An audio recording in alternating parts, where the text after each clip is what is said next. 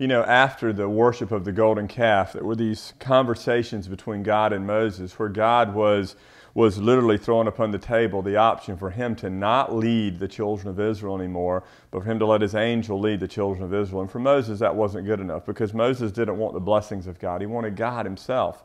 Well, look at these verses in Exodus 34:4. It says, "So Moses cut 2 tablets of stone like the first, and he rose early in the morning, and he went up on Mount Sinai as the Lord had commanded him. And he took in his hand 2 tablets of stone. The Lord descended in the cloud and stood with him there and proclaimed the name of the Lord. The Lord passed before him and proclaimed, the Lord is a God, a merciful and gracious, slow to anger and abounding in steadfastness and faithfulness, keeping steadfast love for thousands, forgiving iniquity and transgression and sin, but will by no means clear the guilty, visiting the iniquity of the fathers on the children and the children's children to the 3rd and 4th generation.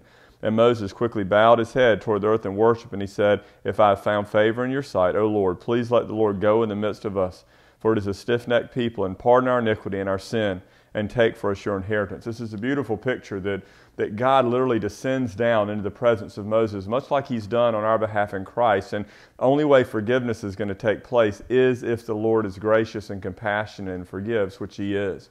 But what Moses is warring for in this passage is that it's not good enough for him just to enter into the land, the promised land. Moses only wants to enter into the promised land if he's led by God. In other words, Moses doesn't want the blessings of God without God. What about you? I mean, do you want God to grant all of your requests and give you what you want, or do you want God?